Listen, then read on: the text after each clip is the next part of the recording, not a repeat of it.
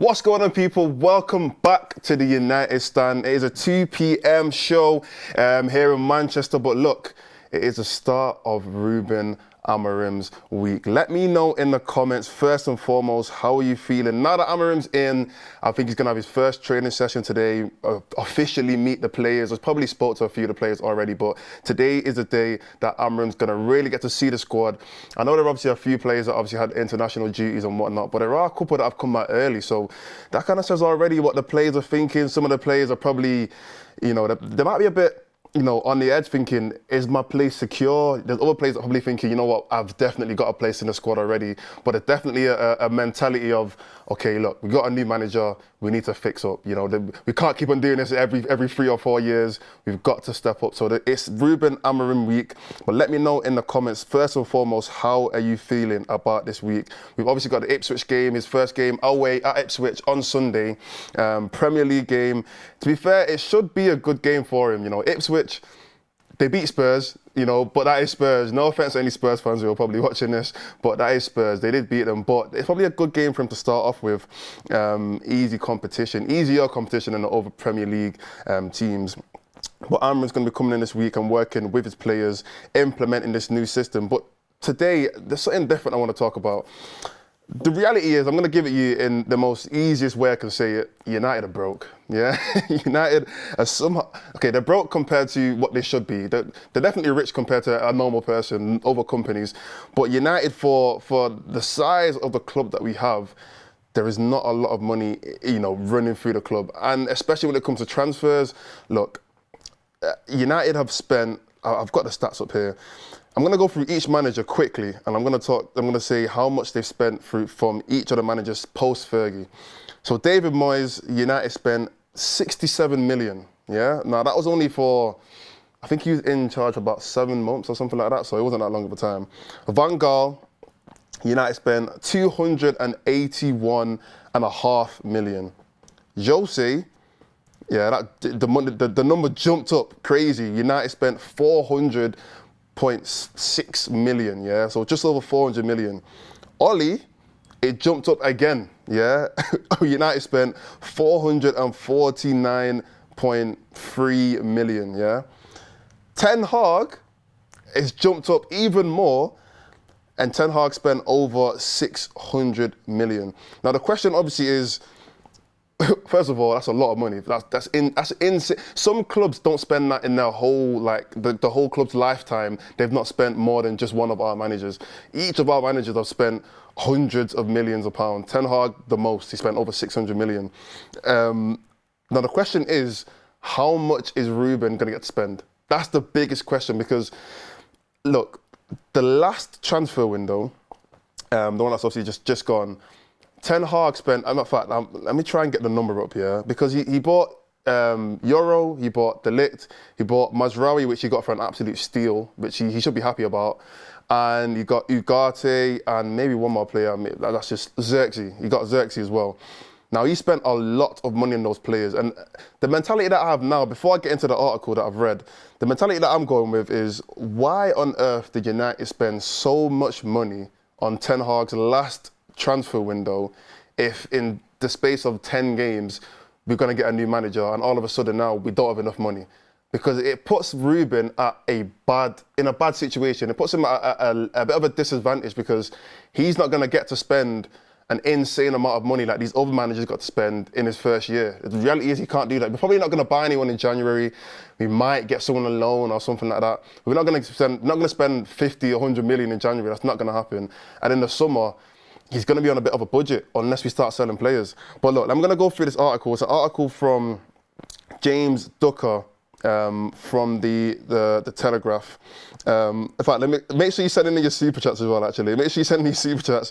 And we're going to have a proper discussion today about the Manchester United financial situation. Who would have thought that Manchester United would be in a financial situation? This isn't my club, yeah? This isn't the club that I was raised on. Somehow we broke, anyway. But make sure you send in your super chats. Let me know your opinions on everything that I speak about. We're going to go through later on in the show, a lot of these players, whether we're going to start them, bench them, sell them, because the reality is we're going to have to sell some players. We're going to have to. We have no choice. Someone's going to have to go. And also, if Ruben can come in, who's he going to bring in? You know, which players are going to have to fix up and which players are going to have to adapt very well to the Ruben system. Someone in there just said, I want us to sign Pogba. No, as much as I love Pogba, let me not even get into that, but I don't agree with that. But anyway, let's get into this article. So the quote's, like I said, from James Ducker from the Telegraph, and he says, Ruben Amorim is set to operate on a more modest budget compared to Erik ten Hag at Man United, and will be tasked with maximising the untapped potential in the squad as the club aim to end the damaging, keyword, damaging and costly cycle of mass overalls. Yeah, so that's the first part of his article. Look, what I'm taking from this is United have regretted most, or not most, but a lot of the signings that these managers have done. Because look, they use the words like damaging, costly cycle, mass overhauls. They're pretty much saying, look, half of these players that have been brought in over the past, 5, 6 years, have not reached the potential that they probably should have, or that they've been expected to. And, you know, it says in there as well about untapped potential. What I'm kind of getting from this is United are desperately trying to get the players that we already have to kind of hit a new level under Ruben Amorim. Even if over the past 4 years, 3-4 years, maybe 5 years, some of these players haven't performed well, they are desperate for these players to kind of exceed expectations under Amorim. Now, how realistic that is, I don't know, because I feel like once you've seen a player play for 3 years, 4 years, you know how good they are. Like they're not gonna come out of nowhere and just be like, you know what, all of a sudden, world-class potential, You can tell what the players have already by just looking at them over the past few years. Now, the next part of the quote says, or the article says, Man United feel like there are plenty of players in the squad, kind of like what I just spoke about, who, with better coaching, attention and support in the right system and setup, have a much higher ceiling than they have shown previously, and the club hope Amorim can unlock that potential. So literally just what I spoke about before. There's players in the team, and I've said this in a previous show actually. I think I was talking about, I think it was about Bruno and I think Rashford as well. How, in my opinion, look, I think Bruno's a great player. Yeah, he's got a lot of, the word talent, kind of, I don't even want to use the word talent because he's grown as hell. He's like 30 years old, but he's got a lot of ability. Same as someone like Rashford. Using the word talent that's what you use for 20-year-olds, 19-year-olds. They both got a lot of ability and good attributes that they can use. I just feel like the coaching, what it says here, the coaching, attention and support in the right system is what's going to unlock those kind of players. The reason why we've seen, especially this season and last season, you know, those two, I'm going to call them senior players because Bruno is the captain, so naturally he is a senior player, and Rashford's been there the longest out of everyone, so they are senior players. And I think the reason why they've had poor, you know, let's say 18 months is because, one, it's a change of coaching that we've had. You know, I feel like Ten Hag, his coaching wasn't the greatest, let's be honest. Like, he didn't even know what he was coaching at sometimes. In fact, sometimes it felt like he was just telling them to go out there and figure it out. I genuinely feel like Ten Hag said that in the changing room a couple of times, like, just figure it out for me, please. Because half of the times, we were scoring goals just based on pure individual brilliance. They wasn't based on like an amazing system where the ball's just being, you know, run through a couple of players and then all of a sudden we're walking it into the goal. No, it was a lot of our goals were just Bruno's just smacking it from somewhere, Rashford's trying to do something with the ball, Garnacho's trying to do something. A lot of it was just pure brilliance. So I feel like there wasn't a lot of attention and coaching that we had with Ten Hag. And also the last bit that says support.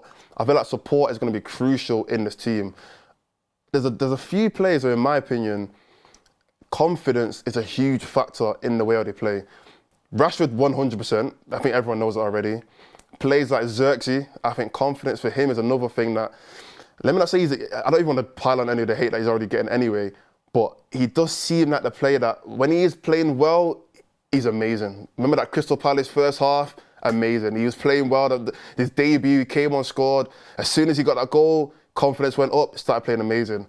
But then when his confidence isn't there, he's not getting his first touch right, and he's trying to link up play and whatnot, and it's not working out. It's like his form just absolutely dips.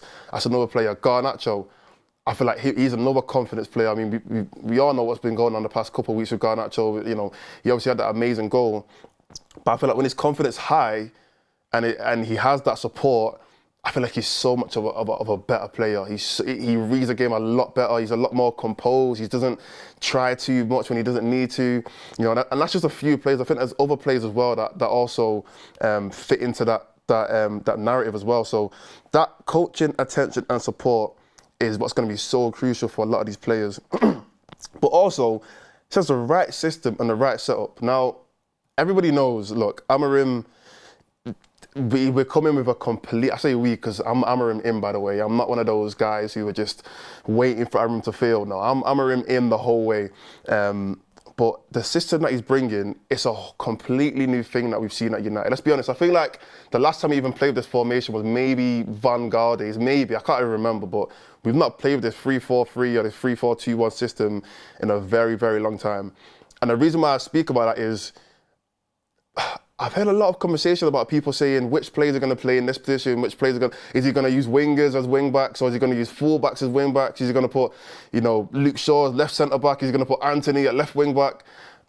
There are possibilities, but the way I see it is whoever adapts the best is going to play, simple as. He's not going to say, I have to use a winger as a wing back. That's the only way I know how to do it. No, he's going to look at the team this week, starting today. Yeah, all the players that are there training today, he's going to look at the team and say, who looks like the most versatile player in this team? Okay, he's going to look at players like Mazraoui, players like Ahmad, players like, he's even in training, everyone's injured these days. Players like maybe Dalot, who else is there? Ugarte, maybe, I don't know. He's going to look at these kind of players and say, okay, these players seem very versatile. These are the kind of players that can play in multiple positions. They're going to be the players that I'm going to fit into the positions that they've not naturally played in. For example, a wing back. You know, Mazraoui, Dalot, they're usually full backs, but because they are versatile players, he might push them over to those positions compared to another player like, for example, a Rashford or a Garnacho, who doesn't normally play in that full back position. He's going to pick those players that are more versatile to play there, if you understand what I'm trying to say. I feel like I'm waffling a little bit, but he's just going to look at the team and say, who can fit and who can adapt the best? And I think that's super important. Now, the next part of the article says, there is a feeling there may be more experienced players who also stand to benefit considerably from Amorim's arrival, and others who find they are given a new lease of life in potentially reimagined roles. Now, more experienced players, let's get that out of the way. Who are the more experienced players? You've got Casemiro, you've got Eriksen, Maguire, like I said before, Rashford, Bruno, Luke Shaw, Martinez. These are the more experienced players in the team. And it says here, they could benefit considerably from Amorim's arrival, and others who were given a new lease of life in potentially reimagined roles. Now, the player that instantly sticks out to me is Luke Shaw. That, for me, is a player that quote or that part of the article really fits into, because he's a player that, let's be honest, when was the last time he had a good run of games? Like, put it in the chat, let me know. When was the last time Luke Shaw had about 10 to 15 good games, like 20, maybe 20 good run of games where he's putting in solid performances? Let me know when that was. I don't know. Me personally, I don't know. But I feel like a player like Luke Shaw, he could be given that new lease of life. I also think that if the injuries do carry on, I would not mind selling him. He's another player that I genuinely wouldn't mind if United said, you know, we can cash in 30 million or something like that. We can cash in 30 million summer, bring in a fullback or another centre back, and bring in a player who's less injury prone, a little bit younger, because let's be honest, Luke Shaw's like 30 or something like that, 31 maybe, and a player that can be developed, you know, in the future for United. But the way United are looking at it, they think he could be given a new lease of life, like I said, potentially a reimagined role. So they are trying to work with the older players, the more senior players, like I said, the Casemiros, the Eriksens. And the interesting thing about that as well is, in fact, I've got the stats or the information here. So Christian Eriksen, Victor Lindelof, Johnny Evans, they're all out of contract next summer. Harry Maguire and Diallo, although they are out of contract as well, they could both be extended by another 12 months.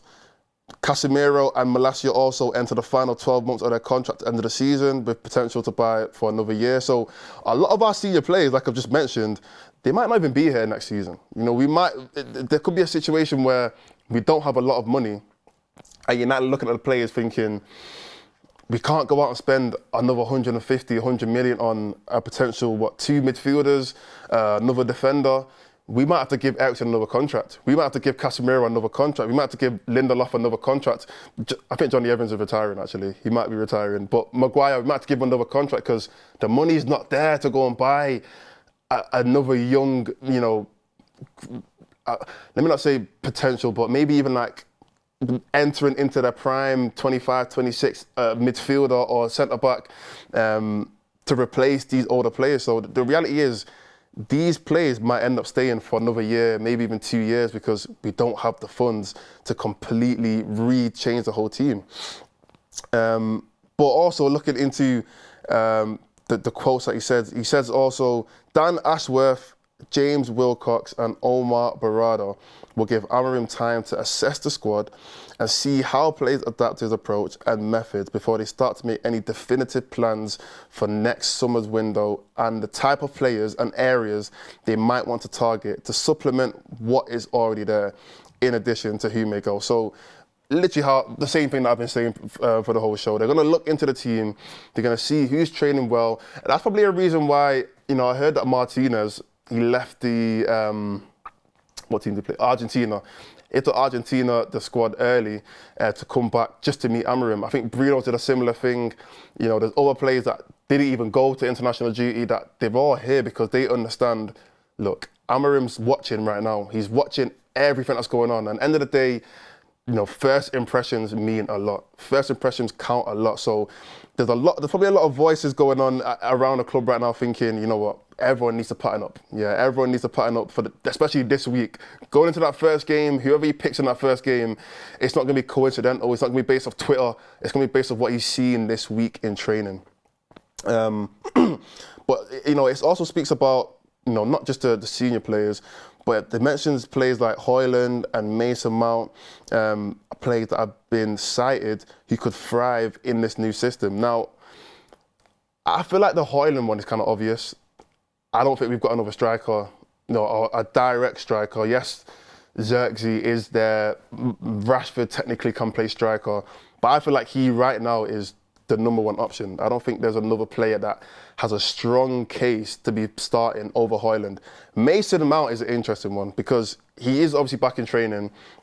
It is likely he's going to be playing in the next couple games. He might not start, you know, on Sunday, but you know, the games going forward, the Everton game, Arsenal game, Forest game, he could be involved in those games. Now, I want to know for you guys, is Mason Mount a starter for you? Is Mason Mount a starter for you guys in the Amorim system? Bear in mind, from what I know about the Amorim system, he does like to play 2 10s. Yeah, so it's not necessarily 3 or a striker and 2 wingers. It could be potentially a striker, 2 10s and 2 midfielders behind them. So let me know, is Mason Mount a starter for you guys? And I'm gonna let you know my opinion in a second. Is Mason Mount a starter for you? If he's fully, I'm talking about a fully fit Mason Mount, let's just assume that he is the Mason Mount, that he is like playing well, like he's not like out of form. Let's just assume that it is a fully fit, healthy Mason Mount.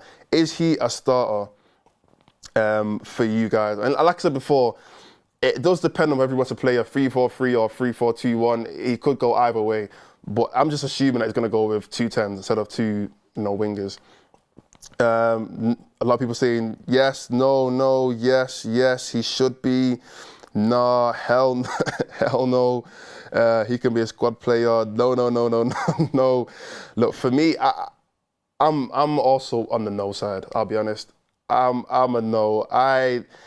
I've not seen Mason Mount. Look, okay, let me be honest with you. I feel like the small section, the small portion that we've seen from Mason Mount, he has put in spurts. Like, and when I say spurts, I genuinely mean like 20 minutes, 30 minutes, maybe a half of a good performance.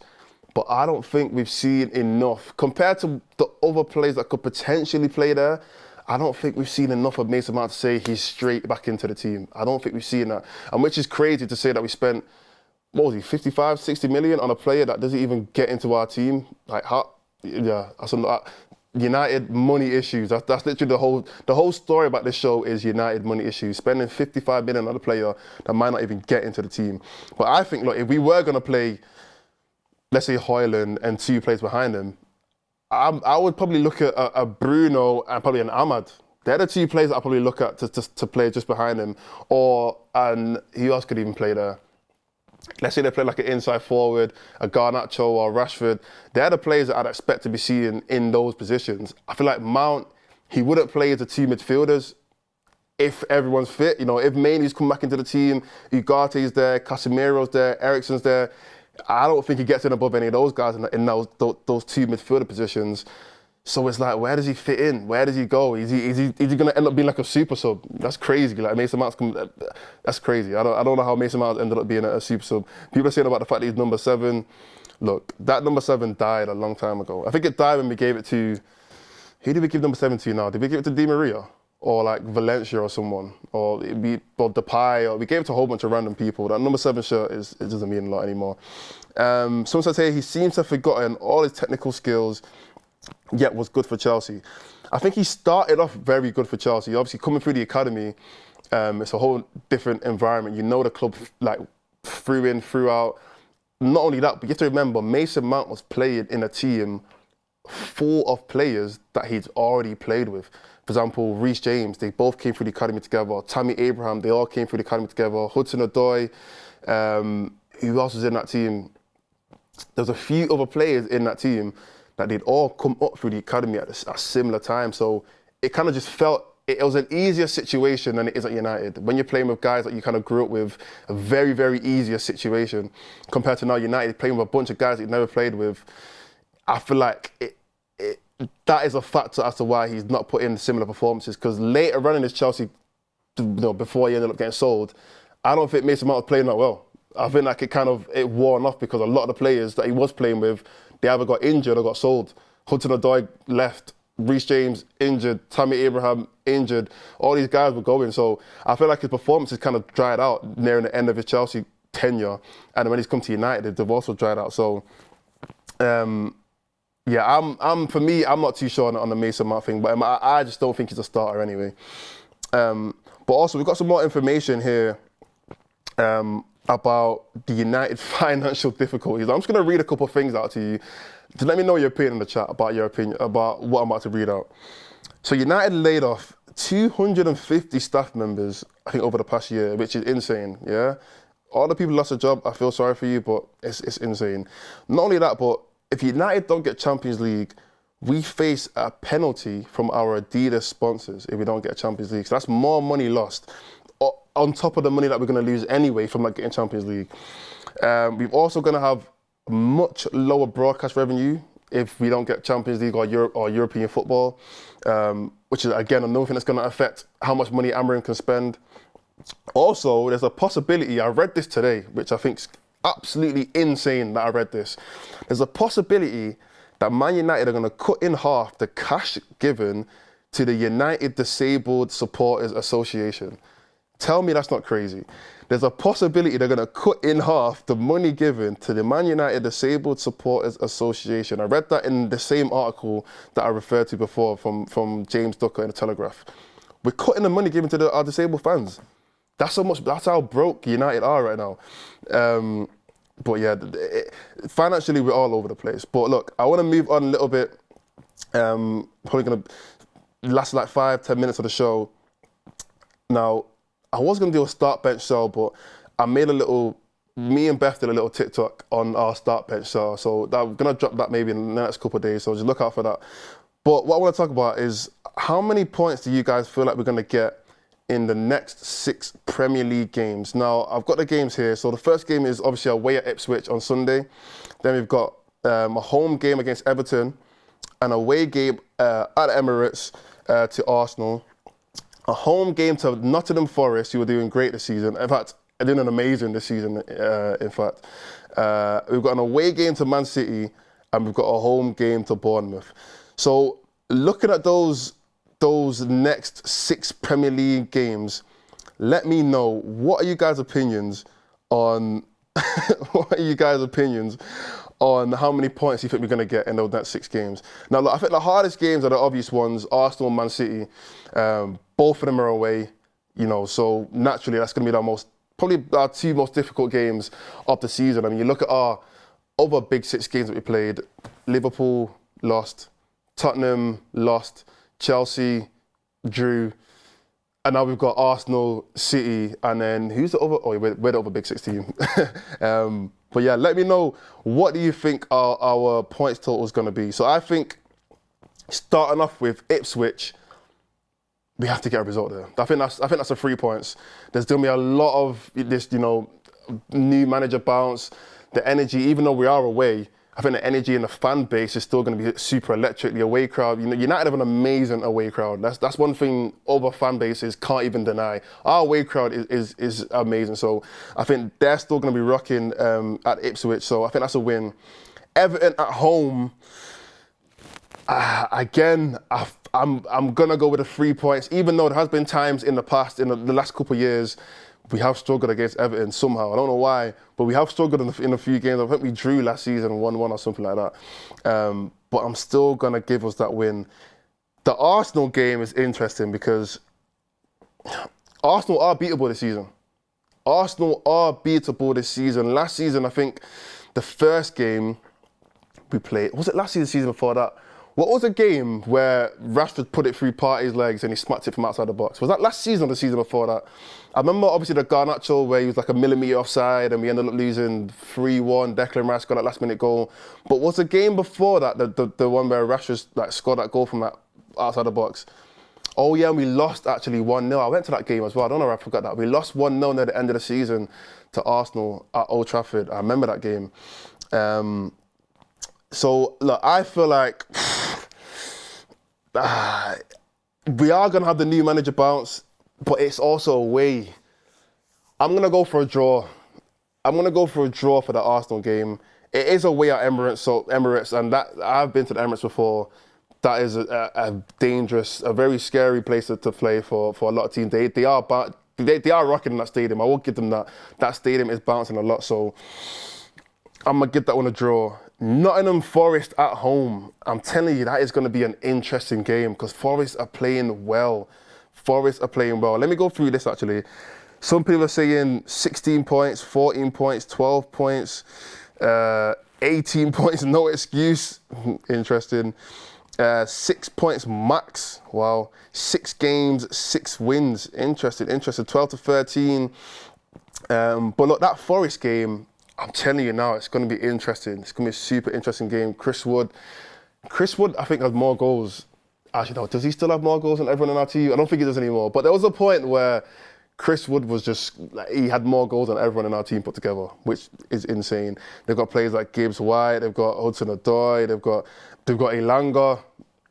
I know Ricky loves Elanga, but that's going to be a super interesting game. We are at home though, so I think they've only lost 1 game as well this season, Nottingham Forest. I'm going to go at home, Nottingham Forest. I was literally at Nottingham yesterday. I'm going to go for a win. I think maybe, you know what it is? I can't, sometimes my red tinted glasses, yeah, they're locked in. I can't even take them off. I'm sorry, innit? But I'm going to go for a win. Man City away. I hate City with a passion, I'm not going to lie to you. I hate City with a passion, but they might take that one. But City are looking beatable this season as well. I'm not going to do too much. City are looking beatable this season. That's one thing I will say. Like Arsenal, I feel like they're not as good as they was last season. Obviously, Rodri's injured, which is a huge loss for them. Haaland is still Haaland, but he's not the Haaland from like 2 seasons ago or like last season. I think he's not dropped off or anything, but City away. Let me go for, I hate predicting a loss, so I'm going to go for a draw. Yeah? 0-0, no, 1-1 draw. And then Bournemouth at home, I'm going to take that win. even though Bournemouth did beat Man City and Arsenal, we're going to beat Bournemouth. We're going to beat Bournemouth. But yeah, let me know, what do you guys feel? A lot of people say, what, City draw? We're beating Nottingham because these players got to perform. They 100% have to perform. We just need to keep an eye on... You're right. We do need to keep an eye on Christopher Wood. We do need to keep an eye on Christopher Wood. So you are right. Man City will win us, definitely. Yeah. Nottingham Forest is beating big opponents like Liverpool on great passes. Oh yeah, they beat Liverpool early this season as well, you know. They beat... No, that wasn't Nottingham Forest. Oh, it was Nottingham Forest. Yeah, I'm thinking of Bournemouth. Yeah, they did beat Liverpool early this season as well. What did I say? Nottingham Forest is beating big opponents like Liverpool on great passing accuracy and teamwork. While we can't string a pass, you know, you're not wrong.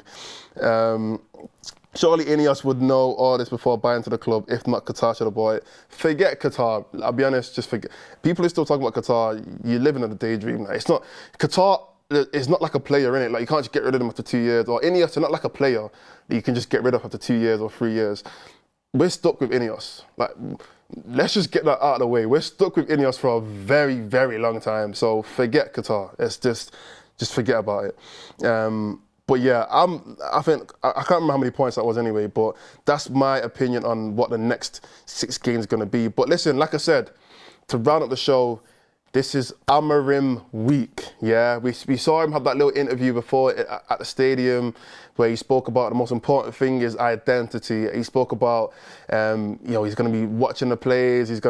It's about time, and, you know, the owners, and the fans need to look at Amorim and say, you know what, let's not rush. Let's not think, you know what, we have to win a trophy first season. It's not all about that. It's about creating this identity, giving the manager and the players time to understand the new system, to adapt, to gel together. You know, we might not be able to get all the players that we want to get or that Amorim wants to get in summer, but give him time. Give him a couple of years, give him a few years before you start turning your backs on him. I know there are a lot of, I'm going to call them fans out there, United fans out there that are quick. They're so desperate to be the first one to say Amorim out. I know there's so many fans that are desperate to say Amorim out so far, but listen, give him time. Don't just rush into it over the first 10 games and be like, yeah, get him out. Give him time. But listen, I'm ready for Sunday. Someone here said they're so excited for Sunday. I'm ready for Amorim ball. We saw him smack up City in the Champions League. Let's hope that he can continue that winning mentality over his United tenure. But listen, thank you for watching. Stay locked in. We've got an interesting week for you. Like I said, there's going to be a lot of content coming out. And get ready for Sunday. And I'll see you on the next show.